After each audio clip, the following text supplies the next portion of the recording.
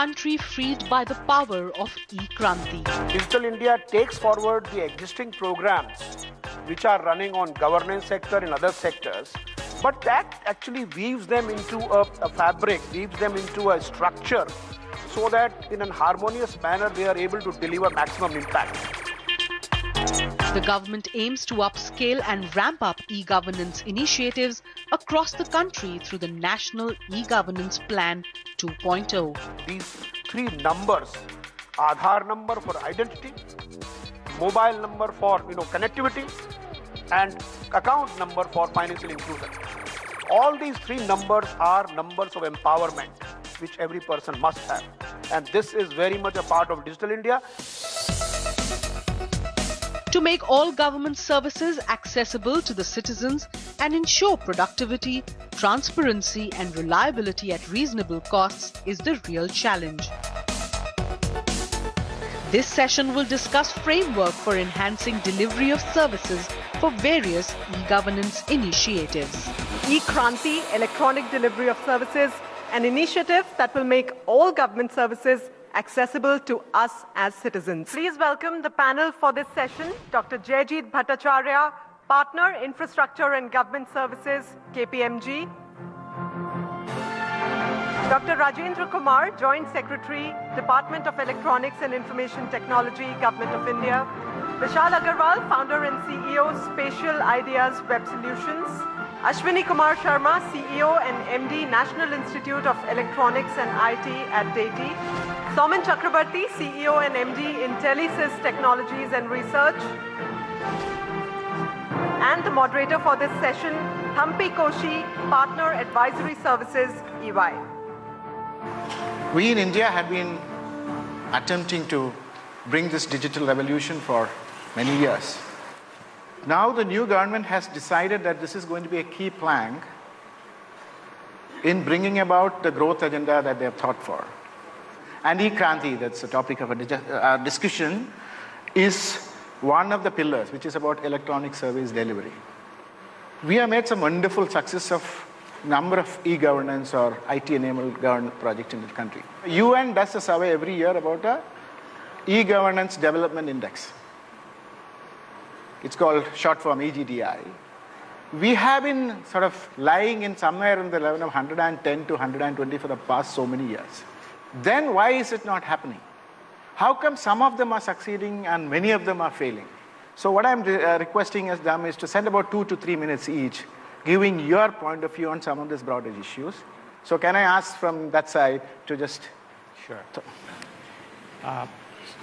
So I think essentially before we describe what we're going to kind of achieve through the implementation of Digital India, it's very important to understand what the problem areas are.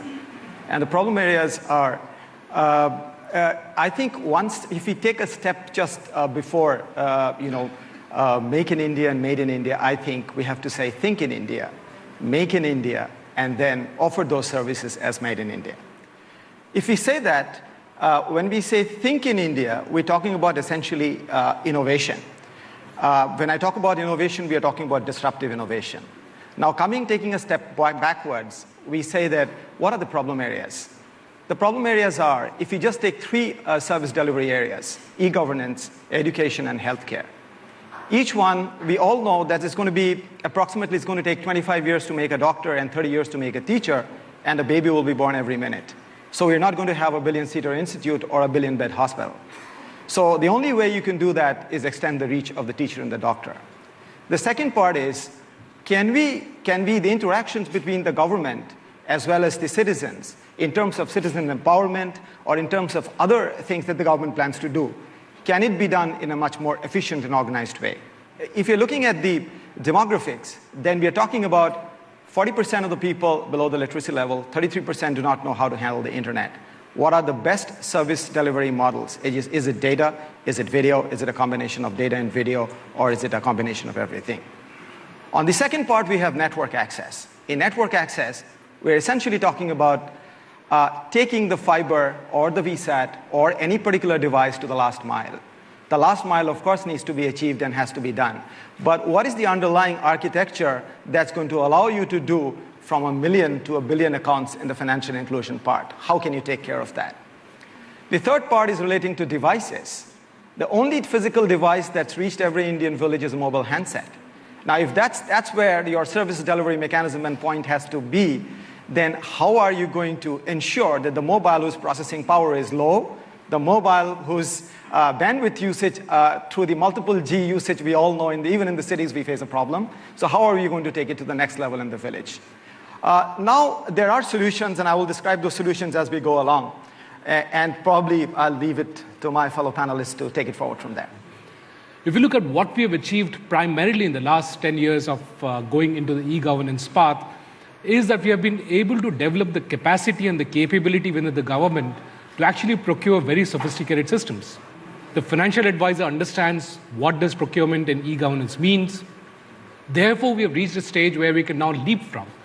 If you look at the fabric of governance per se, when you introduce certain changes, it has a huge impact on that fabric and it rips it apart. To take some examples, as per the Indian laws, which were framed by the British, the land records are public records, are public information. But the moment you make them electronically available, you have suddenly made it possible for people to do a large-scale search and find out who owns what piece of land, and therefore, that's detrimental to the safety of many of the citizens. So what's the impact of that on regulation? How can we therefore go back and visit the regulations such that we don't make this society a more dangerous society by bringing in e-governance? Or for that matter, when we are talking about healthcare, how are we using technology to really monitor healthcare and connect it to Make in India? Therefore, what we are driving at is when we're talking about eKranti, it's much beyond just an application being delivered. It's talking about new technology models coming in. So the technology models are changing dramatically. Along with that, the operational models are changing. Along with that, the regulatory framework has to change. So with that, I'll hand it over to the next speaker. You might be knowing about the National E-Governance Plan. So let me discuss how this plan has fared so far, where we stand today, and why did we think of eKranti at all in the first place. So if you take the current NEGP framework, we have 31 projects, out of which 24 are live and operational. So by any standards, it has been a fairly good success. And in terms of the transactions, we are delivering about 90 lakh transactions per day, only for these 24 projects. So we are touching the life of about 27 to 28 crore citizens in the country every month through these projects. But have we reached the desired impact? The answers are no. So this is where we need to create an impact. And this is the reason why we thought of eKranti in the first place, which aims at first expanding the portfolio of the projects under the National E-Governance Plan. Second, as was pointed out, newer models of technology have come, newer methods of implementation have emerged. They need to be incorporated. For example, mobile-based delivery of services. This was not part of the current framework for e-governance. This has become now part of eKranti as an integral part of this entire framework. Second, cloud-based models, which make it easier for departments to host applications instead of spending time on buying hardware, setting up the ICT infrastructure. They can now focus on just developing the applications and hosting them and going live in the minimum possible time. Third, we want to ensure that through eKranti, we bring transformation and not just translation, which is happening in most cases till now. So the tools for this are to do extensive government process re-engineering to ensure that the departments take full advantage of the ICT intervention and not just end up manually translating the physical processes into computer domain. Fourth is to ensure that the services are integrated at the back end so that the citizen can avail through a single front end a host of services, a suite of services. Fifth is to ensure that the services become interoperable. This is a big problem now because of the legacy system that we have in the country, which leads to the problem of services not being really interoperable. For this, we need to follow standards. We have mandated standards in a number of domains, which we hope, if implemented properly, can lead to services being interoperable, applications being interoperable. And we hope that with these interventions, under the Digital India framework, all the departments will take up this challenge and derive full advantage of the ICT-based interventions to ensure that their services could be delivered electronically to citizens? Sir, one of the important components which comes into mind, or which basically is mainly targeting to bring out the digital India in the country, is the enhancement of the citizens to understand what basically digital India will mean, which means basically how they can put to the use the various applications being delivered or developed by the government of India or the state governments. Now what is happening is, if you see, we are not able to reap the fruits of the applications. And one of the reasons is that we are not able to make our citizens basically digitally literate. And that is one of the biggest challenge which we are finding. And that is the reason what is happening is, we have come out with number of policies on the skill development of the citizens, which include, let's say, one person per family as a digitally literate. Maybe family may not be literate, but the family should be digitally literate, which means they should be able to understand how to surface or how to go to a website, how to download something, how to apply online. This is one. Now, beside this basically scheme, if we go, it means we are targeting, if we take a population of 120 million, and if we divide by 4 family size, it means we are targeting around to train 30 million citizens through this concept. Now, similarly, the second pillar which is there in the digital India is Make in India. And that basically means that we have to concentrate on making manufacturing within the country. Rather, I will say we should not think of Make in India, rather we should think of Design in India and Design for India. And to take care of that scheme, basically we have targeted that we will train 15,000 youth in the electronic sector design manufacturing in each state. Now, the third project which we are basically driving for capacity building is to target to train 1 crore Indians within the country in the next 5 years on digital literacy concepts.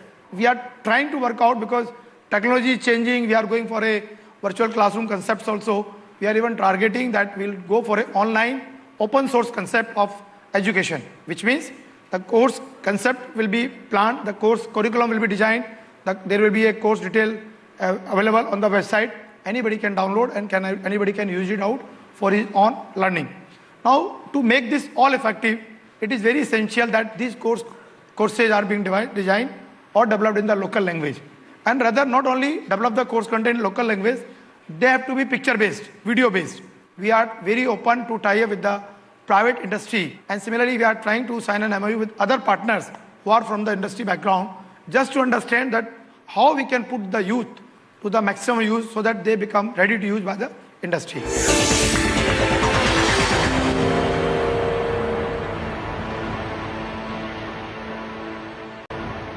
Let me first talk about why sort of eKranti is important and how we translate it.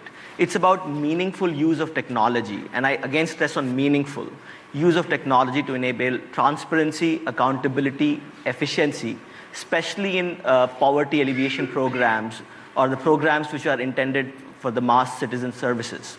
The Government of India spends close to 1.25 lakh crores on food security program alone. That's around $20 billion annually. Government of India and its various departments also admit that almost 88% of that money does not reach the right beneficiary. If you do the maths, it's mind-boggling. That is why it's very important for initiatives like Digital India to succeed. But the question is more about why some of these succeed and why a lot of them fail, and what can we do to sort of really fix that problem.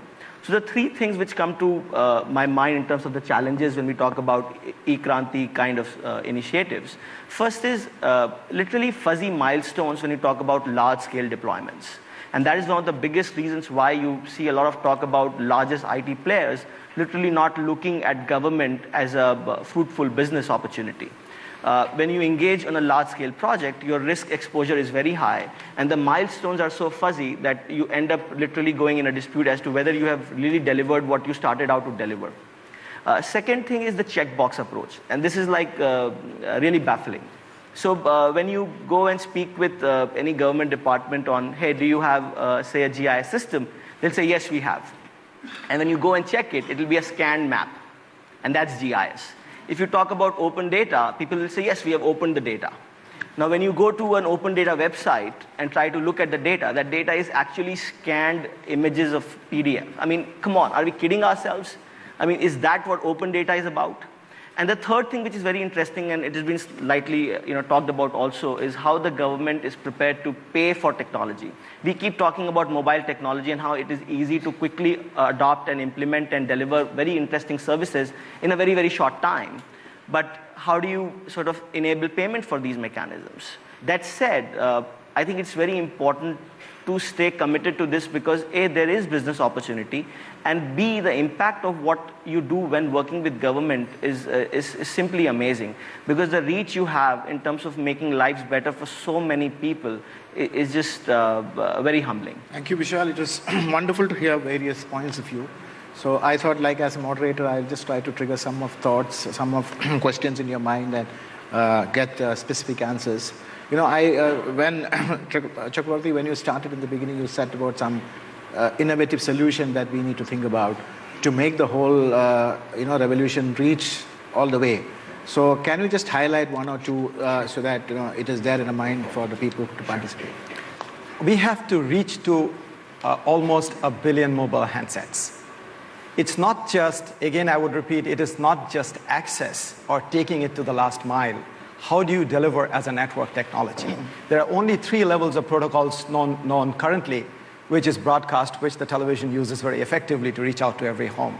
Then comes unicast, which is again effectively used, but it's a bandwidth multiplier. So if your architecture is going to be delivered on unicast, then you will not reach out to that level of data or that level of video services that you intend to offer right to the village level. And I'll give an example to elucidate this. The third known protocol that is known is multicast.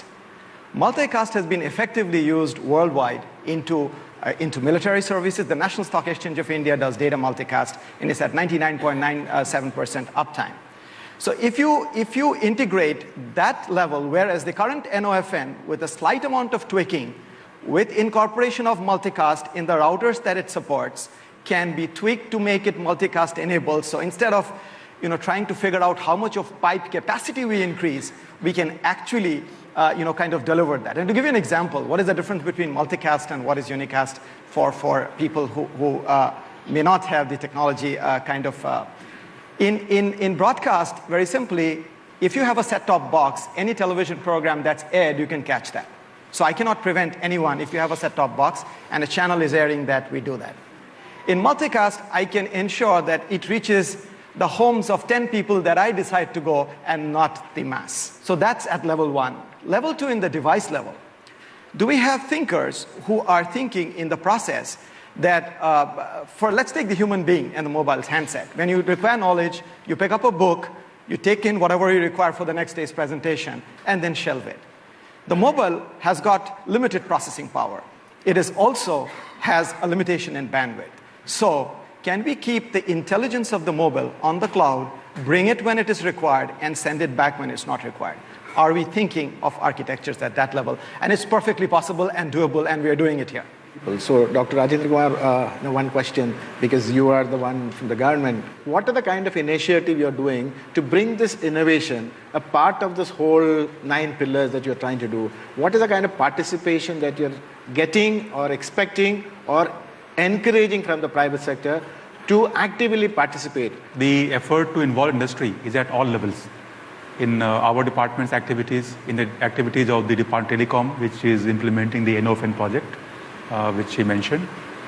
And our goal is to ensure that the government department and government entities, they benefit from the latest technology that the private sector can bring to the table for implementation, for conceptualization. And also they benefit from the PPP-based models in terms of investments. The efforts that we have made, especially in this direction, are to prepare a model template for the process, the RFP templates, what we call them. So this makes the process of involving the private sector easier for the government departments because they already have a ready-made template for use in their own domains.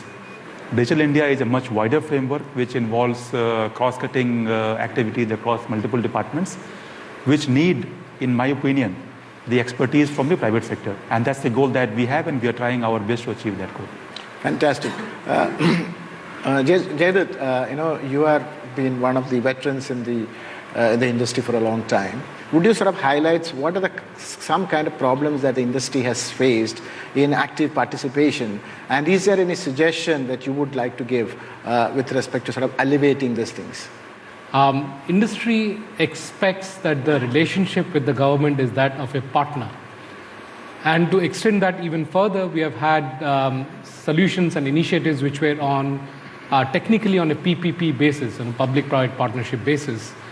I think the challenge that the industry is facing is that in that partnership, the industry is not really seen as a partner. And to be fair, a lot has been achieved in the last 10, 15 years in spite of this notion that the industry is not really seen as a partner.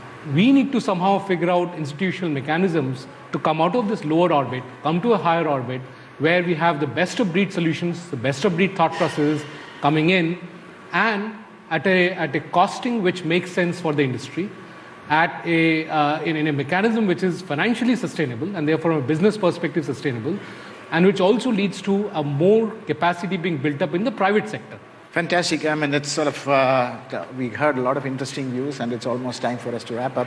So what I'll do now is I'll just sort of summarize the kind of thoughts that we heard from all of you. I want to sort of wind up with the hope that we are reaching the tipping point. A lot of things have been put in place. A lot of effort is being made to sort of touch the issue of infrastructure on one side, policy on the other side, as well as education on the other side.